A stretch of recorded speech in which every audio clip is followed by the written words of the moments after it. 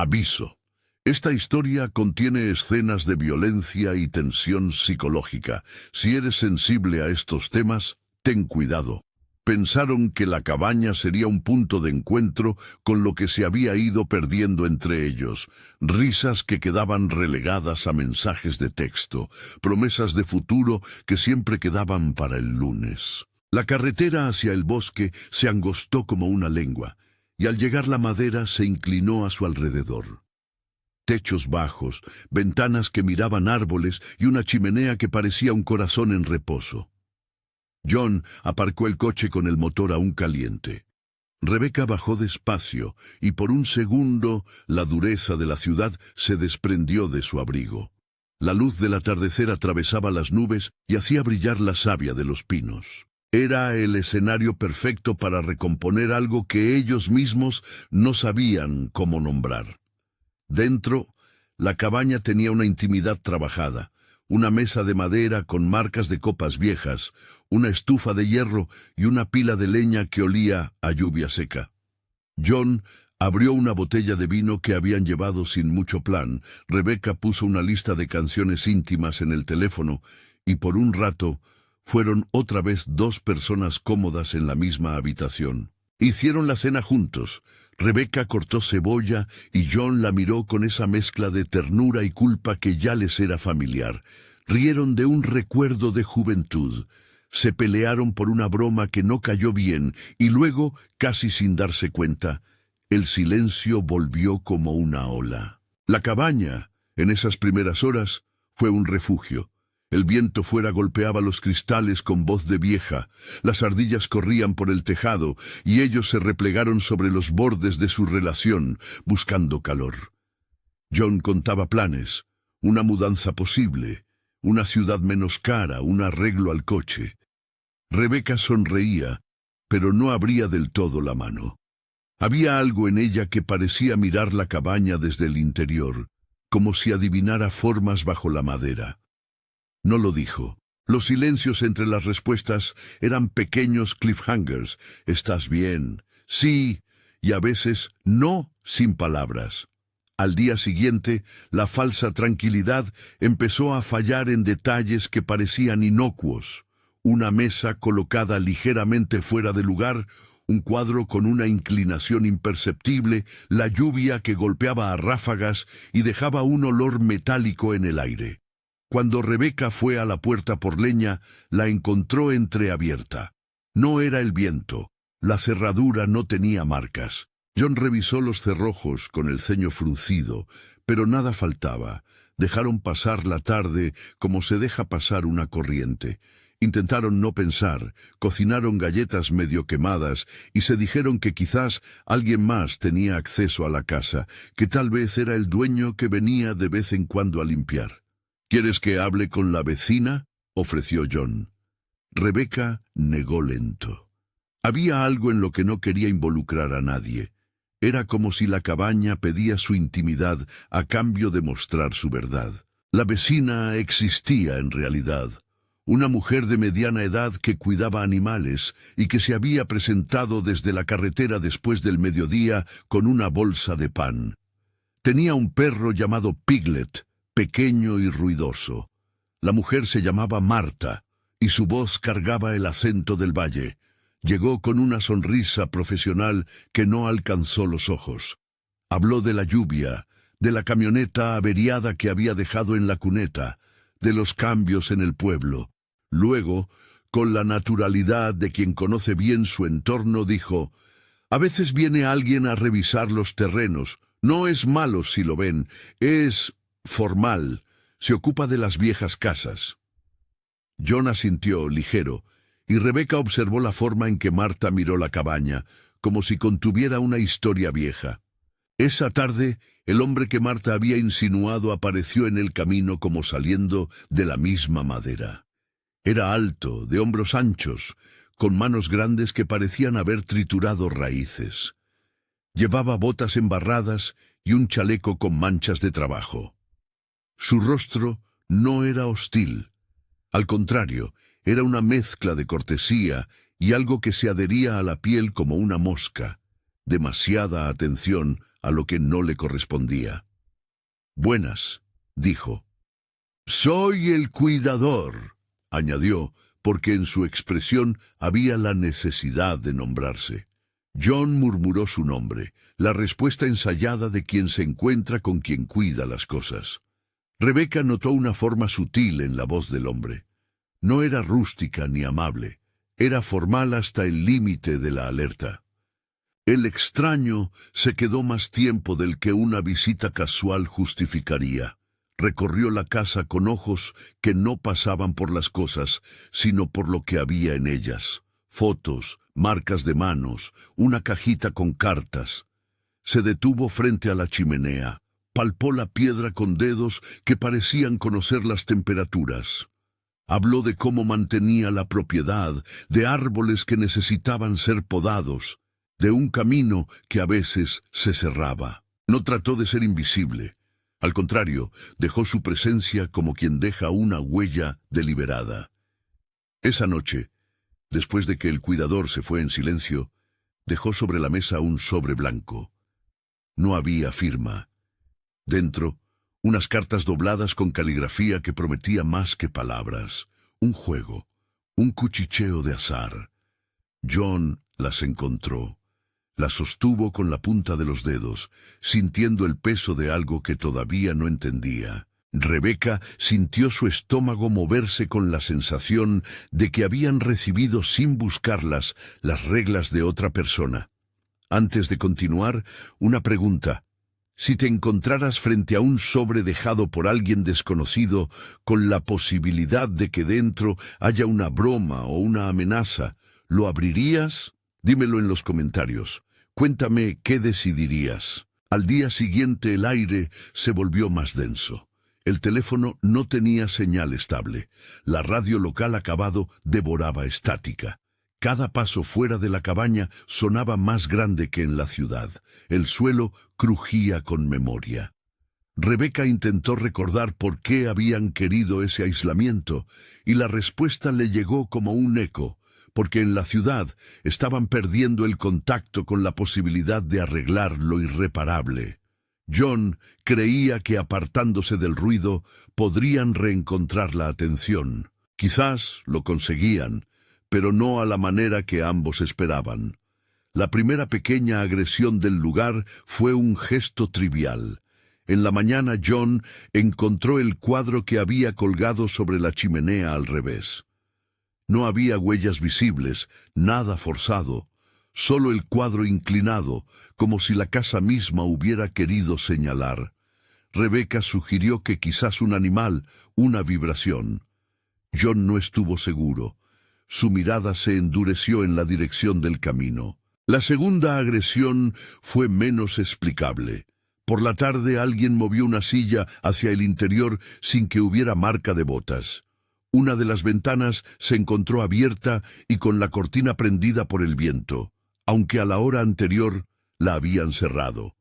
Rebecca sintió frío a pesar del mantel tendido. Su mano buscó la de John y la encontró clavada en la mesada, con los nudillos blancos. En la noche, después de que la lluvia zumbó como una bestia alrededor de las paredes, la puerta principal se abrió con fuerza. No fue un llanto ni un golpe. Fue la apertura de un gran libro que vuelve las páginas de golpe. John fue el primero en ponerse de pie. Rebecca se quedó paralizada unos segundos, la voz en la garganta. Desde la penumbra ellos vieron entrar una figura que traía la luz del pasillo detrás de sí. No era el cuidador que habían conocido por la mañana. Era otro, o la misma sombra, pero con más determinación. No hubo saludo. Se movió con rapidez. Con una voz que no buscaba gritar, pero que sí imponía, el hombre habló. Su tono era de una voz que ha ejercido mando por años. No se muevan. No explicó, no pidió permiso. Se presentó como quien no necesita dar nombres. John preguntó qué quería, por qué había entrado. El hombre mostró una bolsa. Dentro, objetos que habían llegado por el mismo camino que sus manos. Una mezcla de piezas y papeles, un símbolo de que aquello que traía no era casual. «Esto es un juego», dijo con calma. una prueba. No pidió consentimientos. La casa pareció escucharlo. Rebeca quiso levantarse y negociar, decir que esto era un error, que tenían dinero, que podían pagarlo. John intentó razonar, pedir calma, ofrecer cualquier cosa. El hombre, con la mirada de quien ha repetido este acto muchas veces, explicó que la cabaña requería participantes, que era una tradición que había aprendido y que debía cumplirse. Llamó a la cabaña por su nombre, como si hablasen de un ente, la cabaña como madre, la cabaña con un hambre ritual. No dio tiempo a incredulidades largas. En cuestión de minutos la habitación se llenó de una energía específica. No era la urgencia de una pelea por dinero, ni el frenesí de un robo. Era algo ritual, con pautas. Pidió que guardaran el teléfono, que apagaran la luz. Les aseguró que no terminaría hasta que se cumpliera la regla. Si el cuidador indefinido había dejado cartas, ahora las cartas se desplegaban sobre la madera como un mapa de su voluntad. El primer acto de control fue simple y efectivo: separarlos. Los sentó en sillas distintas, a poca distancia, y puso entre ellos la mesa que tenía una baraja de cartas dobladas. No permitió que tocaran el sobre que él mismo había dejado. Con un gesto frío, forzó la atención de John hacia un detalle que debía quedar claro. Esto no era un crimen doméstico cualquiera, era un altar improvisado. El hombre habló de tradición, de deuda, de juego. No entró en detalles morales, solo en un argumento que se bastaba a sí mismo. La cabaña elige y los humanos obedecen por el bien de la tradición. John trató de reaccionar con lógica. «No tienes por qué hacer esto», dijo. Intentó negociar como se negocia con los ladrones, con los secuestradores. Pagó sus palabras con billetes que quedaron sobre la mesa. Intentó comprar su libertad. El cuidador echó una sonrisa que no alcanzó a ser humor. «No es por dinero», dijo. «Nunca fue por dinero». Su mirada, al decirlo, se volvió más dura, como si las palabras protegieran una verdad más grande. Lo que buscaba no era el botín, sino la confirmación de algo que la casa exigía. Rebeca escuchaba y en cada sílaba su memoria se abría en fragmentos. Viene de un padre que no pudo sostenerla, de promesas rotas, de noches en que la casa de su infancia parecía respirar sobre su cama.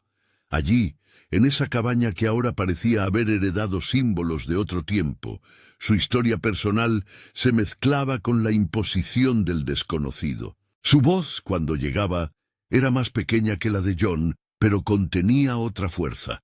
No la del control, sino la de la supervivencia que sabe que el amor propio no siempre salva. No hubo violencia física inmediata, pero hubo métodos para imponer el miedo.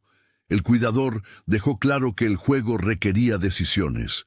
Elegir un nombre, sacar una carta, asumir la posibilidad de que alguien no regresara a la mesa. Habló de supervivencia en términos de azar y memoria. Habló de antiguos rituales que, según él, mantenían en equilibrio algo que no nombró con precisión. A cambio, explicó, se exigía valentía, o al menos la apariencia de ella. John, en un intento por proteger, le ofreció a Rebeca como si fuese un escudo. No fue noble, fue instintivo y desesperado.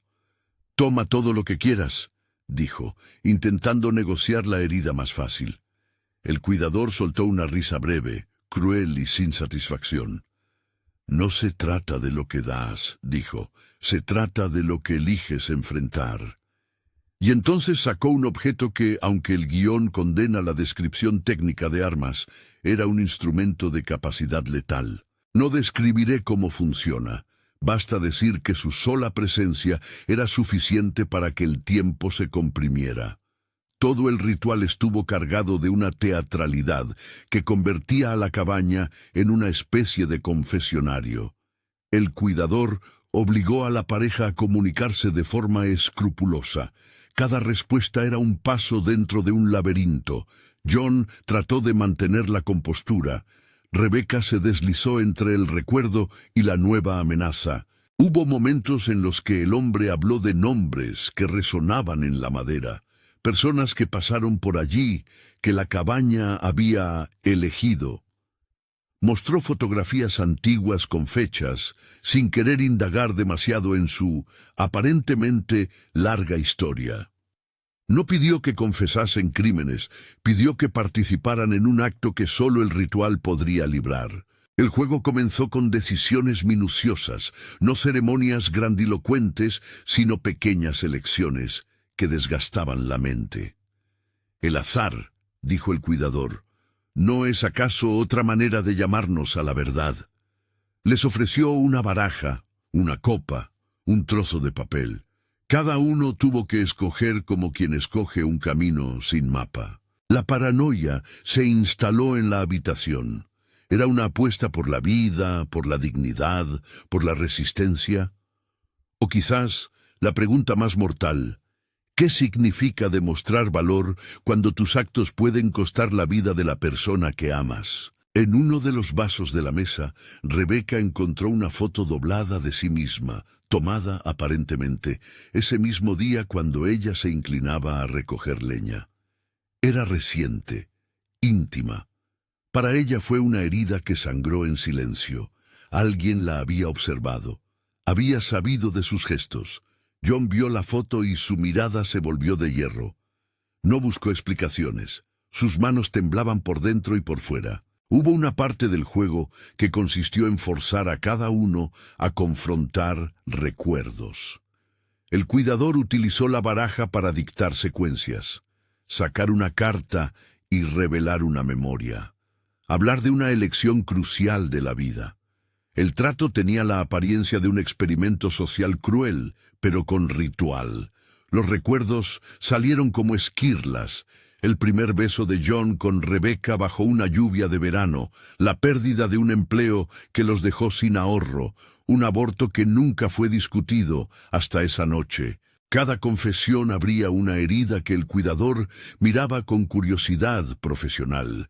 Era como si almacenara fragilidades para consumirlas después. A las 3 de la madrugada, el ruido del bosque se hizo una muralla de sonido. La tensión que la casa acumulaba se iba volviendo visible. La respiración de los dos prisioneros era una metralla de pequeñas explosiones. John, mientras hablaba, intentaba mantener la calma exterior. Adentro, los pensamientos eran rápidos y caprichosos. ¿Cómo calmar a Rebeca? ¿Cómo encontrar un modo de atraer la atención de la vecina? ¿Qué herramientas ocultas podría haber en la cabaña? Pero cada plan terminaba aplastado por la certeza de que el cuidador controlaba la narrativa. La noche avanzó con un ritmo de cuento invertido. Donde debiera haber una resolución, el ritual se prolongaba. El cuidador no tenía prisa. Tenía el gozo de quien sabe que la ansiedad prolongada es una herramienta. Les hizo alternar posiciones. Unas veces John sujetaba la baraja, otras veces Rebeca era interrogada sobre su pasado. Hizo que hablaran, que escogieran, que se miraran como si fueran fichas en un tablero. Y cuando el agotamiento empezó a calar, el cuidador insistió en que el juego no terminaba con el cansancio moral. Requería una apuesta real, una revelación física. En ese punto, John intentó un movimiento que no fue prudente. Buscó en el bolsillo del mantel un cuchillo de cocina, una herramienta que a cualquier otra persona hubiera servido para cortar pan. No lo hizo con violencia premeditada. Lo hizo con la ceguera de quien cree que la acción desesperada puede interrumpir un guión sin control. El cuidador lo vio con la rapidez de quien ha observado desesperaciones durante años. No hizo uso de fuerza para desarmarlo. Su poder estaba en el gesto que desmontó la pretensión de John's plan. Acercó una taza al borde de la mesa y la destrozó con la palma de la mano, sin mayor ruido que el de los cristales cayendo. La intención estaba clara. Cualquier intento de rebelión sería respondido con un desmoronamiento controlado. John supo, en ese instante, que no había improvisaciones seguras. Rebeca, por su parte, osciló entre la furia y la resignación. Su voz, cuando alcanzó a pronunciarse, fue precisa. «Si hay una regla», preguntó, «¿qué es lo que quieres demostrar exactamente?» El cuidador no contestó con una respuesta sincera, contestó con una fábula. En estas casas se prueba lo que queda cuando todo lo demás se hunde. Era una frase vacía y terrible a la vez. Había una doctrina perversa. Valía el sufrimiento por sí mismo. La tortura del juego fue psicológica antes que física, pero no menos brutal. El cuidador mostró lo que él mismo describió como la historia. Álbumes con rostros, papeles con fechas, objetos pequeños que testimonian pasados terminados. Habló de una lista, de nombres que se habían anotado, de una colección que se alimentaba año tras año. Su voz no justificaba, solo documentaba, como si llevara sobre sí una herencia y se sintiera encargado de continuarla. Contó de víctimas que se marcharon con promesas rotas, de parejas que cambiaron para siempre. Miró a John con una especie de examen final, con la expectativa de medir su coraje. A la madrugada, cuando la luz era un gesto imposible, el cuidador impuso la siguiente etapa. Una tirada más, un sorteo. No usó palabras técnicas para establecer las reglas, pero fue claro en lo esencial. Alguien debía confrontar un riesgo para que el ritual se considerara cumplido. John pensó en interponer su cuerpo, proteger a Rebeca con su cuerpo. Rebeca pensó en otra cosa, en que si John hacía eso, ella perdería algo mucho más profundo que la vida misma, la posibilidad de tener una decisión final propia. «No sabes lo que pides», dijo ella, y en su mirada había la explicación de que la valentía puede ser una trampa si no pregunta al otro si desea ser héroe a su costa. El cuidador, sin prisa, dispuso todo como si fuese un escenario de teatro.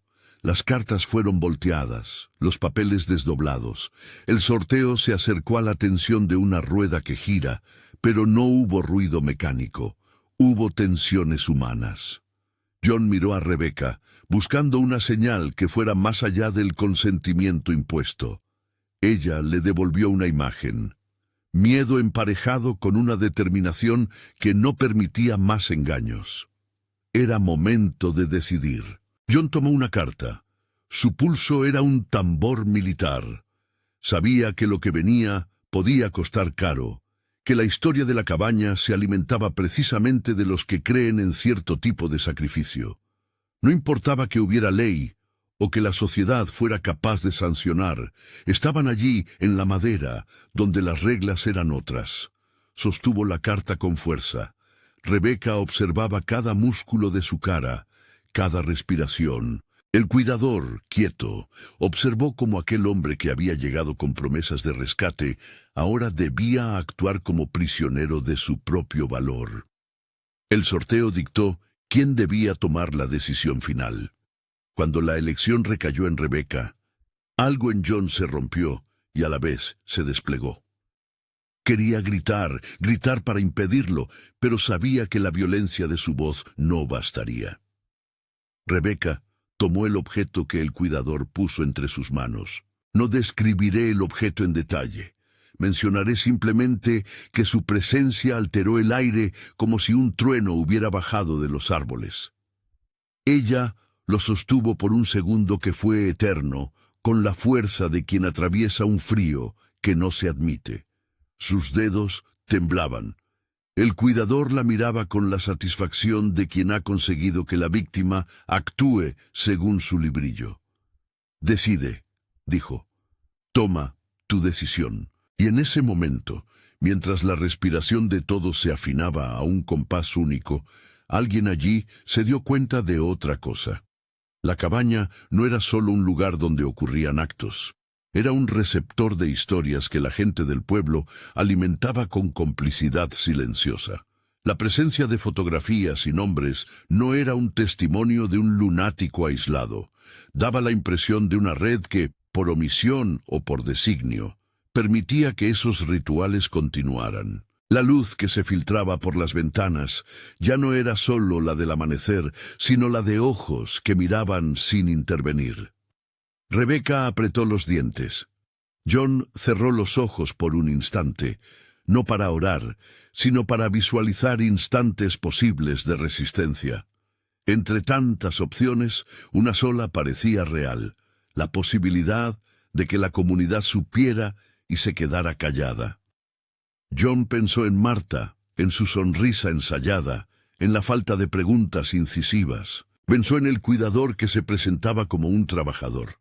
Comprendió que estaban ante algo más viejo que la cabaña, una tradición sostenida por la indiferencia. «Si no quieres hacerlo», susurró John entre dientes, «no lo hagas por mí». Sus palabras no sonaban a alivio, sino a verdad desnuda. La libertad de una persona no puede medirse por el sacrificio de otra. Rebeca lo miró, y por primera vez en la noche su rostro se suavizó. No fue una aceptación del terror, sino la certeza de que la última palabra debía pertenecerle. Tragó con dificultad y mantuvo la mirada en John.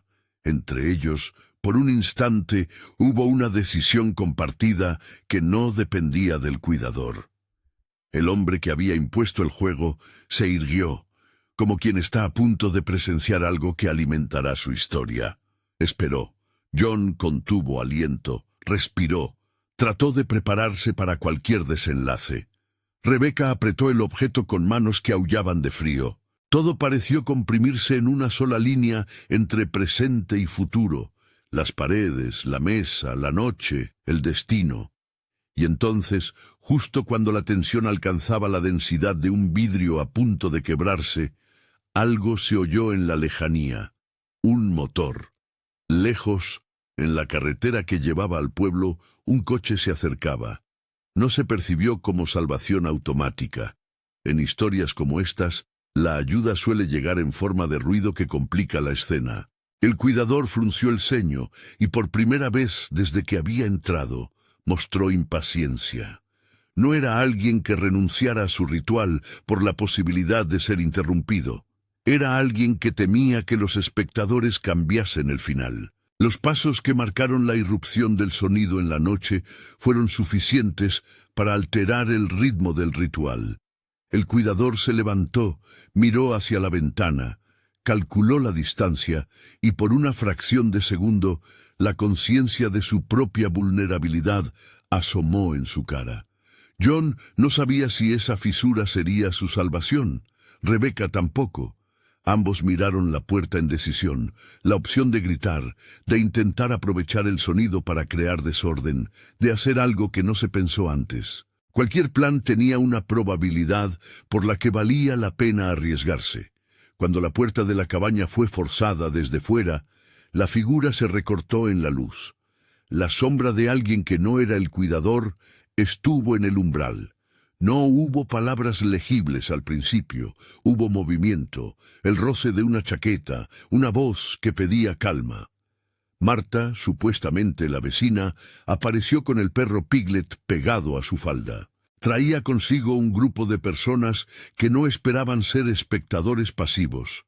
2 hombres con linternas, una mujer que sostenía el teléfono en la mano con la pantalla iluminada, ojos que buscaban explicaciones. La llegada fue abrupta, y sin embargo, lo que trajo fue una pregunta. ¿La comunidad finalmente intervendría o solo estaría allí para mirar? El cuidador se plantó firme, como si cada paso hacia afuera fuera una oportunidad para sostener su relato. No cedió de inmediato. La tensión se volvió entre todos más visible. Marta habló con una voz que intentó apaciguar, pero que no escondía nervios. «¿Qué está pasando aquí?», preguntó. El cuidador replicó con frialdad. «Es un asunto que no les concierne». Pero al nombrarlo, les dio a todos un pedazo de la verdad. Lo que pasaba allí no era un simple crimen, era un juego que necesitaba testigos para existir. John vio en los rostros de los que entraban la esperanza de ayuda, o por el contrario, la oportunidad de que el juego continuara con más público. Sentía que estaban ante el momento donde la historia podría dar un giro. El cuidador, por un lado, fue complaciente y a la vez estricto. Por otro, sus manos, que antes mostraban calma, ahora se cerraban en torno a su fuerza. Marta habló más alto, llamó a la cordura, preguntó si todo estaba bien. Rebeca aprovechó la distracción y con un movimiento que fue parte impulso y parte cálculo, dejó caer el objeto a la mesa. El ruido hizo que todo se congelara por un instante. El objeto cayó sobre madera con un sonido sordo. El cuidador gritó. En su grito hubo el desorden de quien ve su ritual interrumpido. John saltó para ponerse entre el hombre y Rebeca, no con violencia, sino con la intención de proteger. Pero hubo alguien más que irrumpió en la escena con una decisión propia. Una de las figuras del exterior empujó la puerta y sin preguntar se lanzó al medio del salón. No hubo diálogo, hubo un choque de cuerpos, un empujón que modificó el equilibrio de poder que el cuidador había construido. Y en ese choque, cuando la noche abría posibilidad, la historia cambió su ritmo. La cabaña que había estado alineando sus cartas ahora parecía temblar con la posibilidad de falla en el plan del hombre. John, con la garganta seca, sujetó a Rebeca que, por un parámetro propio, había terminado de decidir que no permitiría que el ritual dictara su destino más de lo estrictamente inevitable. La escena quedó en suspenso. El cuidador, ahora parcialmente desplazado, miraba a los recién llegados. Ellos, por su parte, parecían no comprender la dimensión del peligro. John sintió que era ahora o nunca, la posibilidad de que la comunidad rompiera la tradición o que por miedo permitiera que continuara. La línea entre la valentía y la imprudencia era tan fina que cualquier paso podría romperla en cenizas. El cuidador, con una maldad que ya no disimulaba, deslizó una frase que congeló a todos. Si la cabaña no recibe su tributo esta noche, no será el primer año que se le recuerde. No explicó el recuerdo. No necesitó hacerlo. La luz, la gente y el ruido se concentraron en la puerta, en la tensión oxidada que quedó sobre la mesa, la baraja, el sobre, las fotografías, todo adquirió un peso mayor. John miró a Rebeca, respiró, y se preparó para algo que no podía definirse como heroísmo ni cobardía, sino como una necesidad absoluta de proteger. Un choque más, un empujón final, una decisión inminente que debía ser tomada en menos de un segundo. El cuidador retrocedió apenas, con la violencia contenida de quien teme perder algo que era suyo. Y en esa respiración que quedó congelada entre latidos, con la esperanza de que la comunidad pudiera romper el ritual, o al menos distraerlo, la puerta fuera de la cabaña se abrió del todo. Una figura entró con determinación y una linterna en mano. Su presencia proyectó sombras nuevas sobre las paredes. El ruido se volvió un arma doble, a la vez ayuda y posible complicación. El juego, que hasta entonces había sido una mecánica íntima entre tres, ahora tenía público. Y cuando una multitud observa, la naturaleza del rito cambia. Algunos de los que habían seguido en silencio se sintieron legitimados para reaccionar. Otros, que no querían involucrarse, miraron con alivio pasivo, como quienes miran desde lejos una tormenta esperando que pase. En ese espacio, John comprendió algo terrible y cierto. La tradición que habitaba la cabaña necesitaba complicidad, y la complicidad había sido la regla durante demasiado tiempo. Rebeca, aún con el objeto sobre la mesa, alzó la vista y por un instante fue dueña del tiempo. La gente sostenía la respiración sin saber si intervenir. Marta, con los ojos encendidos, dio un paso hacia adelante. El cuidador tensó los músculos, dando a entender que no cesaría. Entonces, justo antes de que la furia o la acción tomaran decisión, la línea entre el pasado y el presente se rompió con un ruido seco. La noche se amplió y la escena quedó suspendida como un preludio a algo mayor. El momento de la primera decisión final se acercaba con la inexorabilidad de un reloj que no puede detenerse. La cabaña, que de día había sido un refugio prometido, se convirtió en un teatro donde las apuestas eran el amor y la vida. Si en ese instante alguien hubiera pensado en una salida fácil, habría entendido que en estos juegos no existen atajos, solo elecciones que se disputan en lo más profundo de cada persona. John lo supo, Rebecca lo supo, y la comunidad, que ahora se apretujaba en el umbral, lo vería pronto. Mientras tanto, el cuidador permanecía en la mirada fija de quien cree que la tradición es sagrada y que la sangre no se interrumpe con buenas intenciones. La noche originó un suspense que no se desdibujó. Estaban en el borde de la decisión más deliberada. Un disparo era posible en cualquier dirección. Una negociación, una intervención o la entrega de la voluntad. La cabaña aguardaba. Quizá desea que algo se cierre antes de amanecer. La frase quedó suspendida en el aire como una moneda en la que nadie quiso mirar la otra cara. Afuera, la linterna cortaba árboles. Adentro, las miradas se cruzaban con la fuerza de quien reconoce su límite. Uno de los hombres que había entrado con Marta intentó rodear la mesa y sujetar al cuidador. ¡Al suelo!, gritó con una autoridad que vibraba por el miedo y por la necesidad de actuar. El cuidador retrocedió, pero no cedió. Su calma se volvió más afilada, como la punta de un instrumento que ha sabido esperar por mucho tiempo. El torque entre la multitud y él creó un instante de pura posibilidad, una fracción en la que cualquier cosa podía inclinar la balanza. John respiró, y con el impulso que nace de no tener más alternativas, se lanzó hacia adelante. No fue una carga heroica, fue la súbita certeza de que debía acabar la escena de una vez. Empujó a un lado a quien se cruzó, arqueó el cuerpo para proteger a Rebecca. Ella no retrocedió.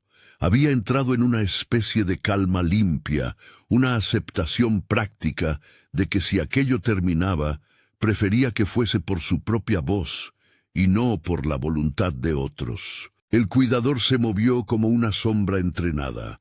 Una bolsa resbaló de su hombro. Alguien la vio y la cogió. Dentro había objetos que nadie quería examinar ahí mismo. Fotos mojadas, papeles con nombres. Un grito se soltó. El ruido fue suficiente para romper la composición del ritual. La mentira quedaba expuesta por su rostro más cotidiano.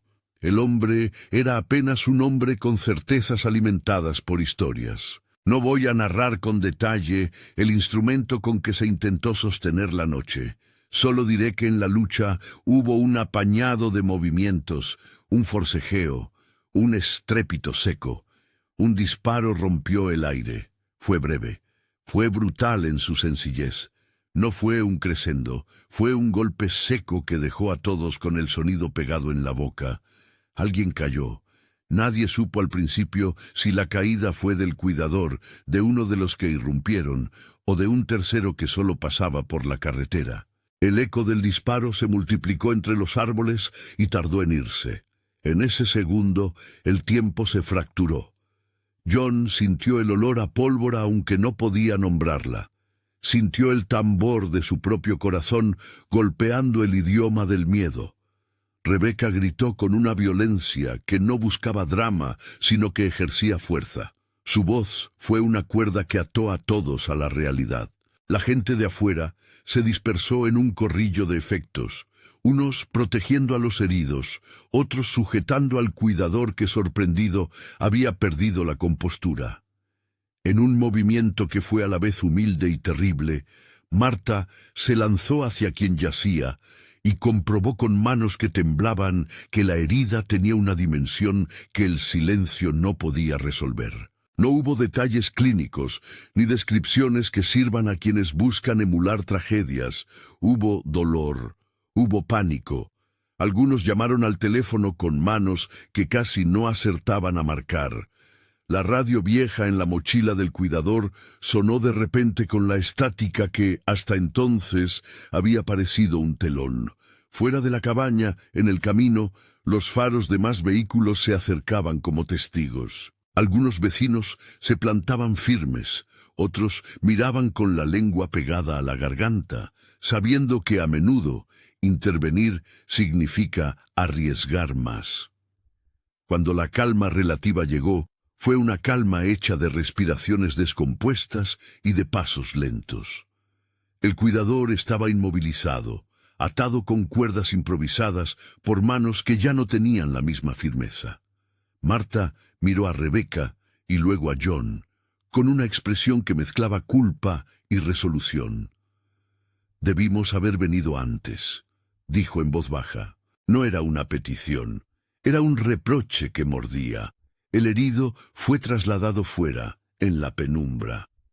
Algunos vecinos discutían si llevarlo al pueblo o esperar a la patrulla, mientras otros recogían las pertenencias que habían quedado esparcidas como piezas de un rompecabezas violento. La baraja, con sus cartas dispersas, quedó en la mesa como un testigo insensible. Rebeca, con las manos aún manchadas de algo que no quisiera nombrar, apoyó la frente sobre la madera. John la abrazó sin hacer palabras heroicas. Su cuerpo habló por él, un temblor, una promesa rota en la garganta. Esa madrugada, la cabaña dejó de ser una casa para convertirse en una escena. Los que habían venido se repartieron en grupos, quienes irían a la comisaría, quienes escucharían a los heridos, quien se ocuparía de apagar la casa del ritual.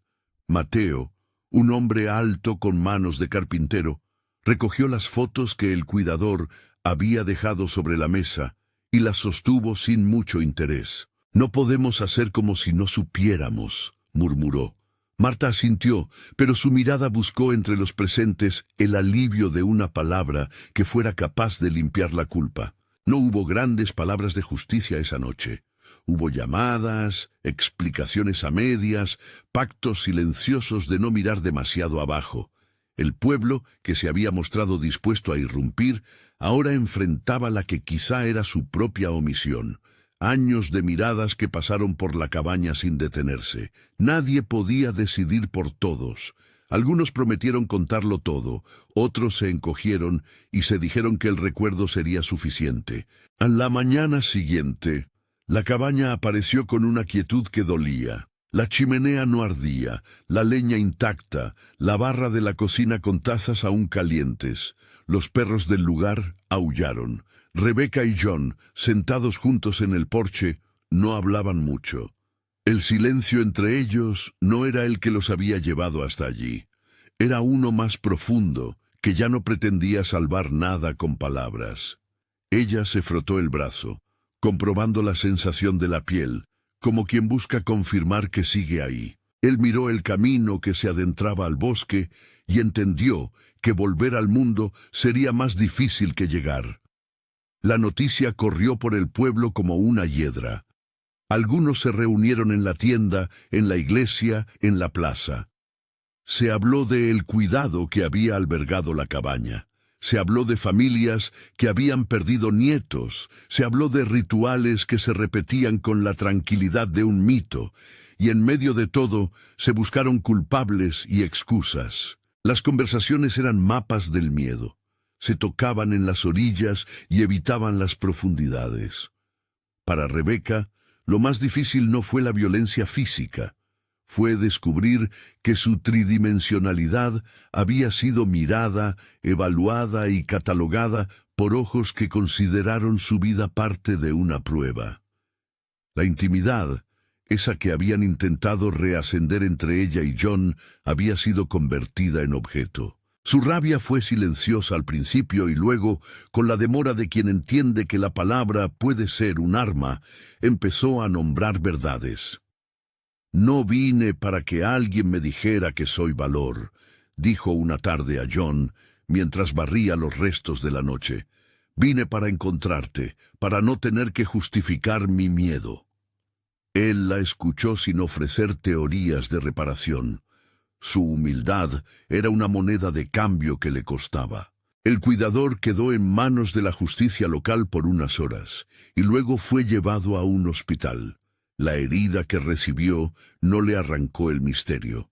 Lo dejó con el tiempo suficiente para explicar su versión.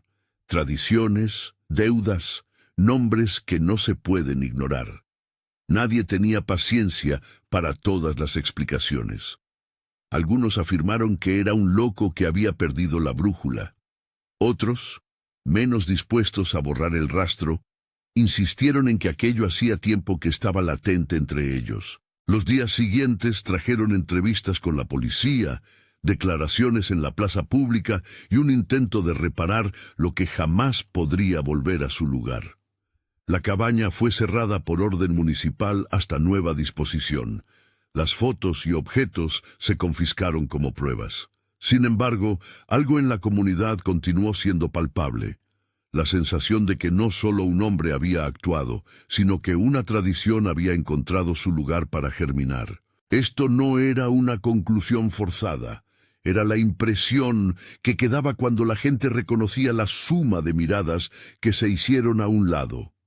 John y Rebecca volvieron a la ciudad apenas pudieron. No lo hicieron porque sintieran que la cabaña había dejado de ser mortal.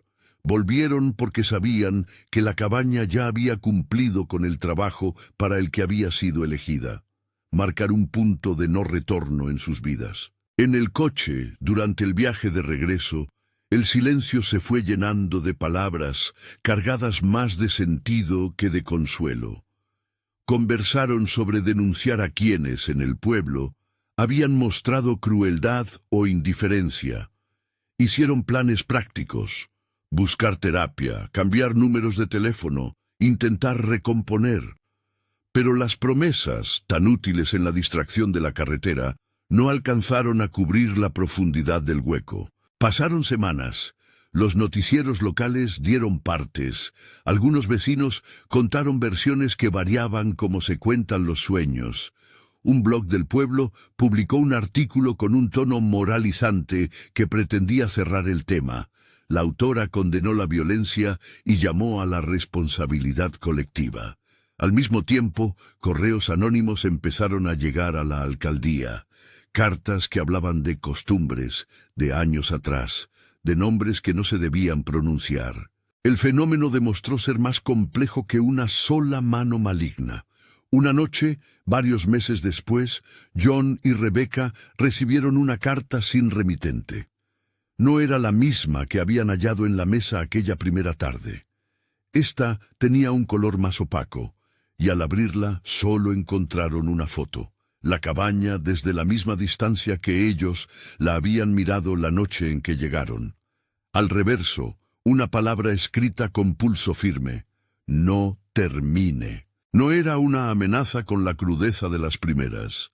Era más bien un recordatorio comprimido.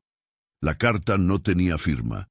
Ambos sintieron un frío que no era solo por el papel. La policía interpretó la nota como intimidación y abrió diligencias. Marta, al ser consultada, mostró un cansancio que ya no ocultaba la culpa.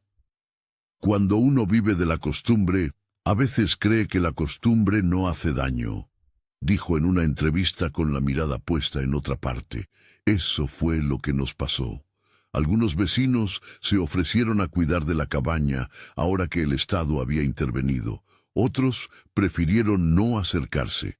La división persistió. Con el tiempo, la historia se deslizó hacia la periferia de la vida cotidiana, pero no desapareció. En reuniones familiares, en mesas de trabajo, la gente hablaba con cuidado. La cabaña tomó un lugar en el imaginario. Era un sitio del que se contaba con voz baja, como si el aire pudiera llevarse los restos del suceso.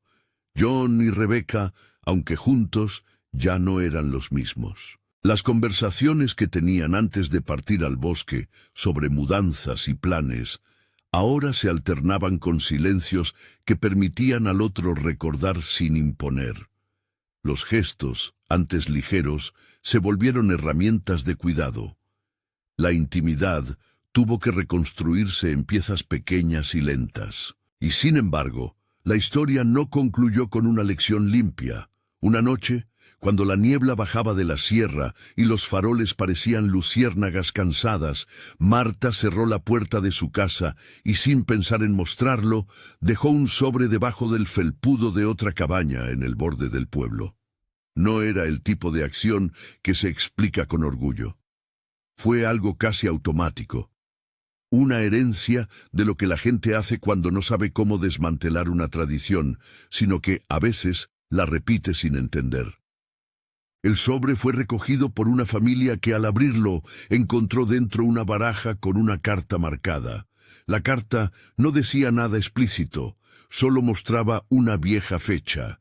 Nadie leyó la fecha en voz alta, nadie por el momento se animó a decir que aquello era peligro. La decisión de Marta de seguir implicada o de expiar su culpa con acciones erráticas fue interpretada de muchas maneras. Para algunos, fue un acto de redención. Para otros, una señal de que la sombra de la cabaña se había mudado de casa, que había aprendido a caminar entre la gente. La semana que siguió, alguien más del pueblo escribió en un foro local: «No podemos permitir que lo que pasó se convierta en un cuento que nos permita dormir sin preguntar qué hicimos». Otros respondieron con indignación, porque nadie gusta de mirar su mano. John y Rebecca, una tarde, volvieron a pasar por la carretera que lleva a la cabaña. No entraron. Se detuvieron a ver la forma del tejado entre los árboles, la forma en que la chimenea todavía parecía sostener historias. La casa estaba cerrada. Sobre la puerta había una placa que anunciaba su clausura. Pero la clausura no es una barrera perfecta, es una intención. Allí, en el borde del bosque, la cabaña seguía siendo un lugar con huella. La última imagen que la pareja guardó no fue la del disparo, ni la de la lucha desordenada, ni la de las fotos quemadas. Fue una imagen más simple, y por eso mismo, más terrible. La carta doblada en la palma de la mano de Rebecca antes de que ella decidiera si la abriría o no.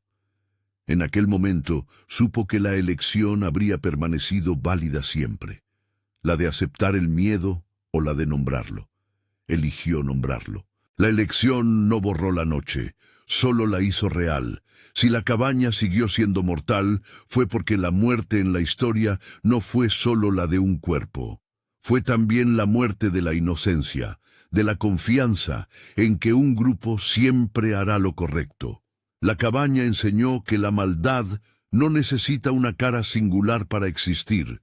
Basta la complacencia y la repetición de rituales para que algo se vuelva normal. Al final, la cabaña quedó en silencio. La puerta cerrada, las tablas cubiertas. Pero en las noches en que el viento es más fuerte, cuando las ramas se frotan como manos inquietas, algunos vecinos juran oír algo parecido al susurro de cartas barajadas. Y en otra casa, no tan lejos, en la oscuridad de un porche, una carta nueva aparece de vez en cuando, sin remitente y con la misma letra de antes. Es un detalle pequeño. Es la evidencia de que no todas las tradiciones mueren por orden judicial o por la exposición pública. John y Rebecca continuaron su vida con la cicatriz compartida.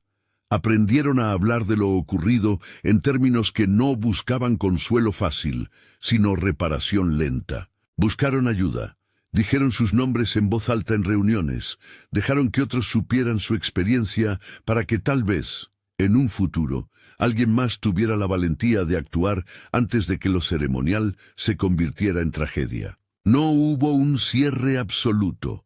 Quedó la lección amarga y una pregunta que el lector puede llevar consigo. ¿Qué hace falta para que lo que se repite deje de ser tradición?